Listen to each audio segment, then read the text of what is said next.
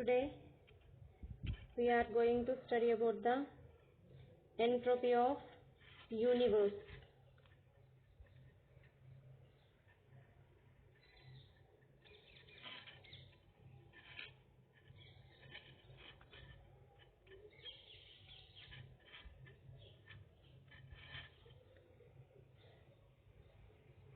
Last class lo manamu entropy and disorder ni study చేసుకున్నాము.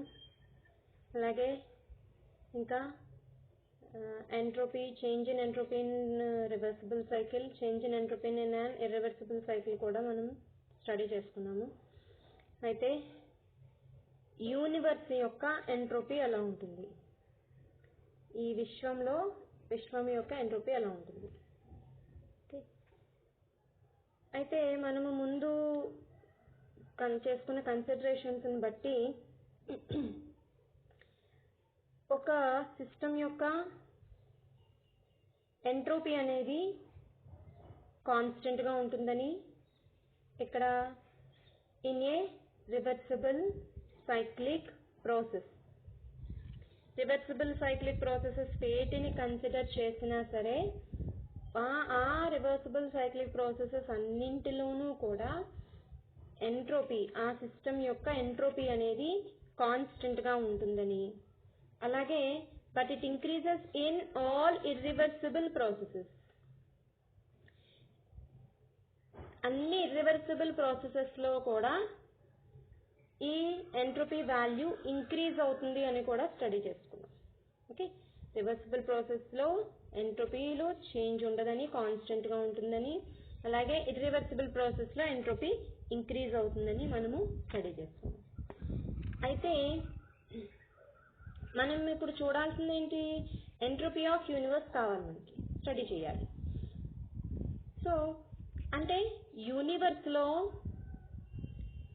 ఏ processes జరుగుతున్నాయో ఆ ప్రాసెసెస్ని బట్టి యూనివర్స్ యొక్క ఎంట్రోపీ అనేది డిపెండ్ అవుతుంది. కాబట్టి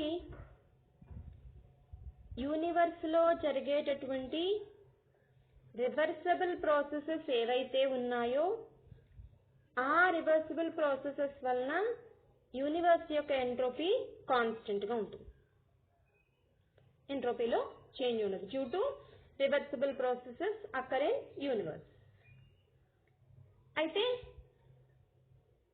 యూనివర్స్లో జరిగే ఇర్రివర్సిబుల్ ప్రాసెసెస్ ఏవైతే ఉన్నాయో వాటి వల్ల ఎంట్రోపీ వాల్యూ ఏమవ్వాలి, ఇంక్రీజ్ అవ్వాలి. The entropy of the universe increases due to irreversible processes.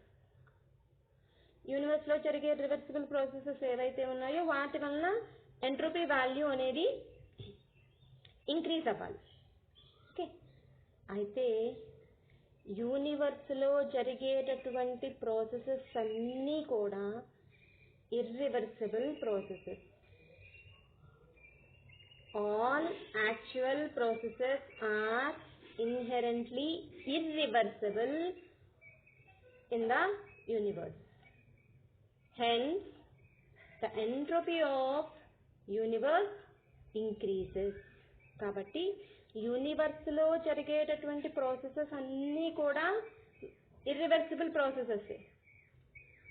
Okay, యూనివర్స్లో జరిగేటటువంటి ప్రక్రియలను మనం వేటిని మనం అబ్జర్వ్ చేసినా సరే ఆ ప్రాసెసెస్ అన్నీ కూడా ఏమిటండి, అవి ఇర్రివర్సిబుల్ ప్రాసెసెస్. ఓకే, కాబట్టి ఇర్రివర్సిబుల్ ప్రాసెస్లో ఎంట్రోపీ వాల్యూ ఇంక్రీజ్ అవుతుందని చెప్పుకున్నాము. కాబట్టి యూనివర్స్ యొక్క ఎంట్రోపీ అనేది ఇంక్రీజ్ అవుతుంది.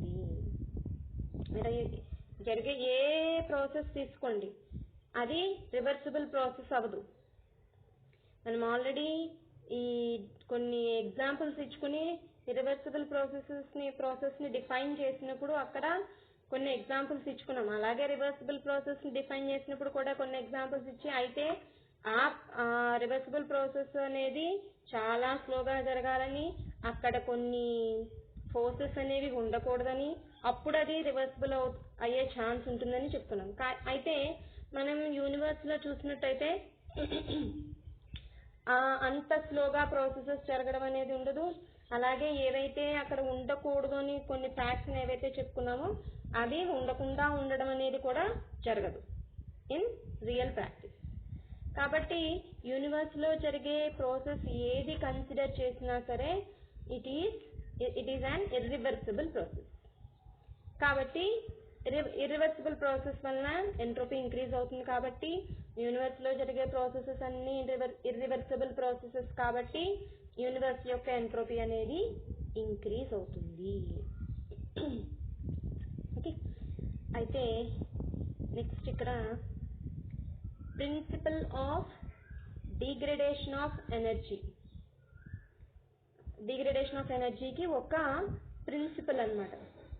ఓకే, ఏంటి principle of degradation of energy అనేది ఏంటి స్టేట్ చేస్తుంది అంటే that it states that the available energy of the universe is tending towards zero. అంటే యూనివర్స్ లో ఉండేటటువంటి అవైలబుల్ ఎనర్జీ అంటే అందుబాటులో ఉన్న శక్తి ఏదైతే ఉందో ఆ అవైలబుల్ ఎనర్జీ ఏమవుతున్నట్టండి, it is tending towards zero. Universe లో ఉండే అవైలబుల్ ఎనర్జీ అందుబాటులో ఉన్న శక్తి జీరో వైపుగా, అంటే ఏంటి జీరో వైపు టెండింగ్ టువర్డ్స్ జీరో అంటే ఏంటండి మీనింగ్, ఆ ఎనర్జీ అనేది డిక్రీజ్ అయిపోతుంది. ఓకే, అంటే ఎనర్జీ అంతా ఖర్చు అయిపోతుంది అనమాట, యూటిలైజ్ అయిపోతుంది. ఇది దేని ప్రకారం చెప్పామండి, ఇది principle of degradation of energy. Okay, ఏంటి ఇది ఎలా చెప్పాము అంటే ఎప్పుడైతే ఒక ఇర్రివర్సిబుల్ ప్రాసెస్ జరిగిందో అక్కడ ఏం జరుగుతుందండి, certain quantity of energy of the universe is converted from a form in which it is available for work into a form in which it is unavailable for work. అంటే ఏంటి, ఇప్పుడు మనము universe లో జరిగే ఒక ఇర్రివర్సిబుల్ ప్రాసెస్ ఏదైనా consider చేద్దాం. Okay, ఆ ప్రాసెస్ లో ఏమవుతుంది, మనం ఏ ప్రాసెస్ ని కన్సిడర్ చేసినా అక్కడ జరిగేది ఏంటండి, certain quantity of energy of the universe is converted. ఏం చేస్తాం అక్కడ ప్రాసెస్ లో ఎనర్జీని తీసుకుంటుంది. ఏ పని జరగాలన్నా సరే ఇట్ రిక్వైర్స్ సమ్ ఎనర్జీ, అంతే కదా, శక్తి ఉంటేనే కదా పని జరిగేది. కాబట్టి some quantity of certain energies of the universe is converted. ఆ ఎనర్జీని ఏం చేస్తున్నాం మనము, it is converted from a form in which is available for work. అంటే ఆ పనిని శక్తిని ఉపయోగించుకుని కొంత పని అనేది జరిగింది. ఓకే, పని జరిగిన తర్వాత ఏమైపోయింది, ఆ energy it is converted into work. కాబట్టి కొంత ఎనర్జీ అనేది అక్కడ లాస్ అయిందని చెప్తాం. అంటే ఏంటి ఇక్కడ, ఆ అవైలబుల్ ఎనర్జీ ఏదైతే ఉందో అది అన్అవైలబుల్ అయిపోతుంది ఫర్ వర్క్. ఓకే, అందుబాటులో ఉన్న శక్తి ఏదైతే ఉందో పని జరగాలి అంటే కావలసిన అందుబాటులో ఉండవలసిన శక్తి ఏదైతే ఉందో అది అవైలబుల్ ఫామ్ నుంచి అన్అవైలబుల్ ఫామ్ కి కన్వర్ట్ అయిపోతుంది. అందుబాటులో ఉన్న శక్తి కాస్త అందుబాటులో లేకుండా అది కన్వర్షన్ అనేది జరుగుతుంది అనేది according to principle of degradation of ఎనర్జీని బట్టి మనము ఈ కన్సిడరేషన్ ఇక్కడ చెప్పుకుంటున్నాం. ఓకే, సో అవైలబుల్ ఫామ్ నుంచి అన్అవైలబుల్ ఫామ్ లోకి ఎనర్జీ అనేది కన్వర్ట్ అయిపోతుంది. అవైలబుల్ ఫామ్ అంటే ఎనర్జీ అవైలబుల్ గా ఉంటేనే కదా మనం వర్క్ అనేది జరుగుతుంది.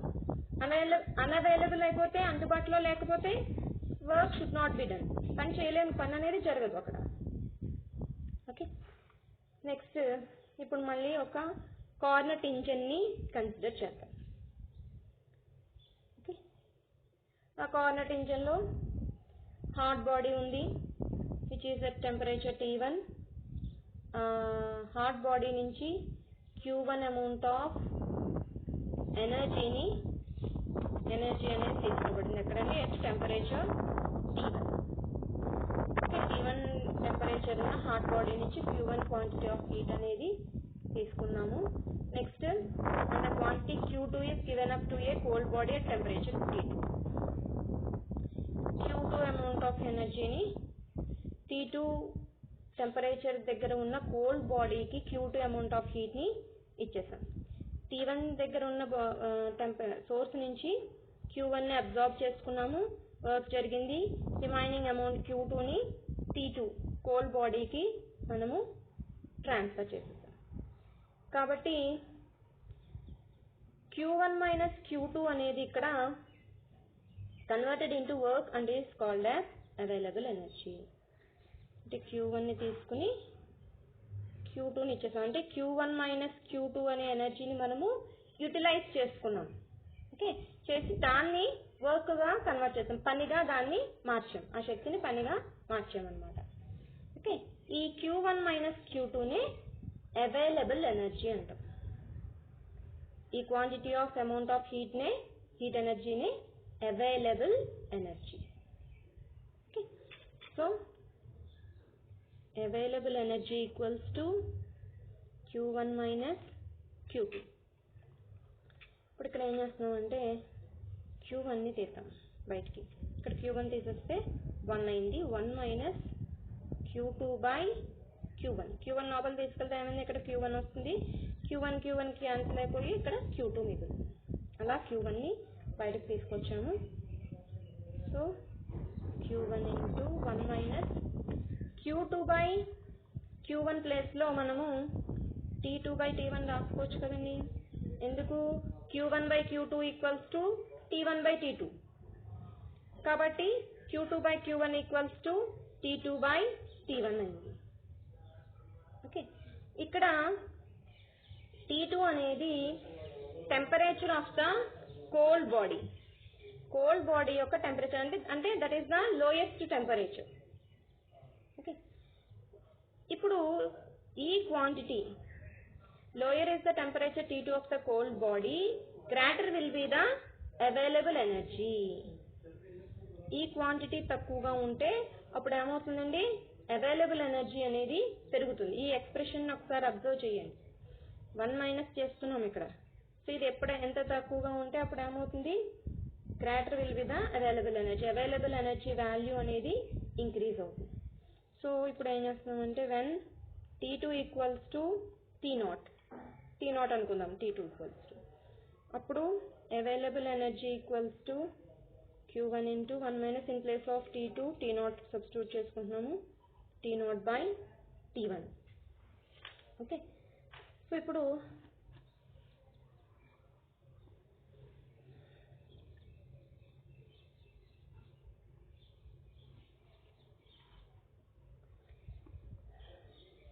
Irreversible conduction of heat. ఇంతవరకు ఇదంతా ఈ ప్రాసెస్ అంతా కార్నట్ రివర్సిబుల్ ఇంజిన్ని కన్సిడర్ చేసుకుని చేసాము. ఇప్పుడు ఏం చేస్తున్నామండి, ఇర్రివర్సిబుల్ ప్రాసెస్ని కన్సిడర్ చేస్తున్నాము. అందులో conduction of heat from A body at temperature T1 to another body at temperature T2. T1 అనే హై టెంపరేచర్ బాడీ నుంచి టెంపరేచర్ T2 అనే లో టెంపరేచర్ బాడీకి హీట్ ఎనర్జీ ట్రాన్స్ఫర్ అయింది. ఓకే, హీట్ కండక్షన్ జరిగిందనమాట. ఓకే, సో ఈ ప్రాసెస్లో ఈ హై టెంపరేచర్ బాడీ నుంచి లో టెంపరేచర్ బాడీకి Q amount of heat energy అనేది ట్రాన్స్ఫర్ అయింది అనుకుందాం. Q అనే అమౌంట్ ఆఫ్ హీట్ ట్రాన్స్ఫర్ అయింది. ఓకే, అలాగే ఇక్కడ if T0 is the lowest available temperature in the system యొక్క లోయెస్ట్ టెంపరేచర్ T0 అనుకుంటే అప్పుడు available energy before transfer.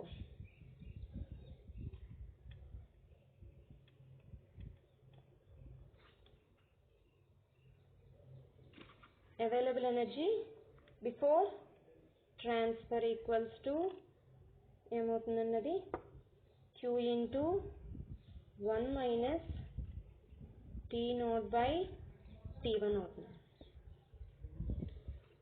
Okay, minus T0 by T1.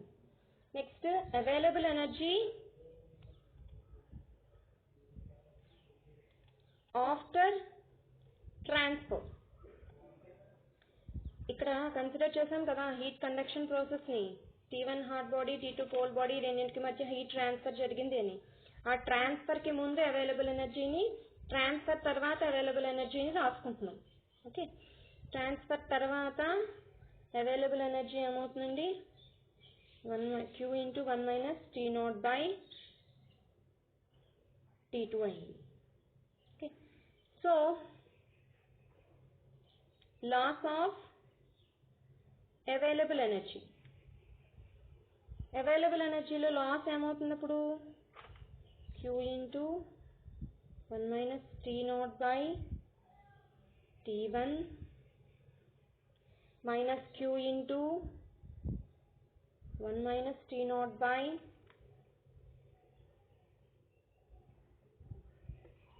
T2.